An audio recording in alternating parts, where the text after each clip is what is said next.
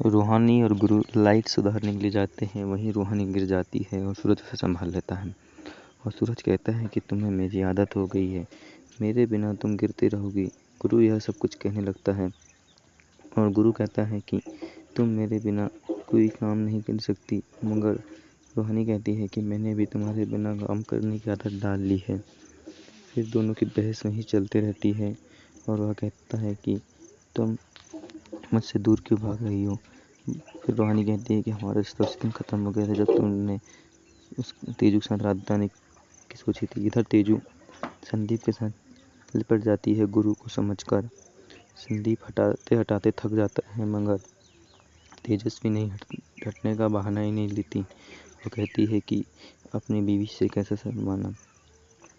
उतने में संदीप बौखलाकर उड़ जाता है और उसे से दूर होने की कोशिश करता है, मगर तेजस्वी भी कहाँ हार मानने वाली थी। फिर संदीप उठता है और बौखलाकर अपना मोबाइल ढूंढने लगता है। मोबाइल की टॉर्च जलाकर बताता है कि मैं गुरु नहीं संदीप हूँ। उतने में ही तेजस्वी शॉक हो जाती है और वहाँ से भागने लगती है। उतने में संदीप कहता है मैं गुरु नहीं संदीप हूँ, तुम मुझे गलत समझ रही हो। फिर तेजस्वी भी वहाँ से उसका मुंह देखने लगती है और नीचे भागते हुए आ जाती है, गुरु के पीछे लुकने लगती है। फिर गुरु कहता है कि क्या हो गया। फिर तेजस्वी कहती है कि संदीप ने मेरा गलत फ़ायदा उठाने की कोशिश की है और रोने लगती है।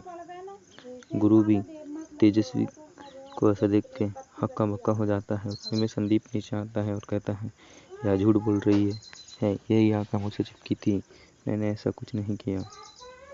मगर तेजस्वी भी रोते रोते गलत बताने लगती है। उतने में ही रूहानी पूछ लेती है कि क्या तुमने शॉर्ट सर्किट नहीं किया था। तो तेजस्वी कहती है, चुपचाप देखने लगती हैं। उतने में ही संदीप कहता है कि यह मुझसे चिपकने लगी थी। संदीप कहता है कि मैंने सब कुछ गलत नहीं किया है, यह मुझे फंसाने की कोशिश कर रही है। और उतने में ही सबके सामने सच्चाई जाती है और वह गुरु के पापा को फ़ोन लगाकर कहता है कि अपने बेटा और बहू को यहाँ से लेकर जाइए, यह मेरे घर में बहुत बड़ा हड़कंप खड़ा कर रहे हैं। तभी गुरु भी कहता है कि मैं रूहानी के बिना नहीं आऊँगा, चाहे कुछ भी हो जाए। उतने में ही उसके पिता बौखला जाते हैं। दोनों फिर अपने ससुराल आ जाते हैं। उतने में ही रूहानी अपने लिए लड़का बुला लेती है शादी करने के लिए और कहती है कि हम दोनों को जाने दो, वरना यहाँ इसे आने दिया जाए। उतने में ही गुरु बौखला जाता है और कहता है कि मेरे घर में यह सब क्या कर रही हो। तो सो गाइस, मिलते हैं नेक्स्ट एपिसोड में। तब तक के लिए बाय बाय और ऐसे ही अमेजिंग वीडियो के लिए हमें सब्सक्राइब जरूर करिएगा।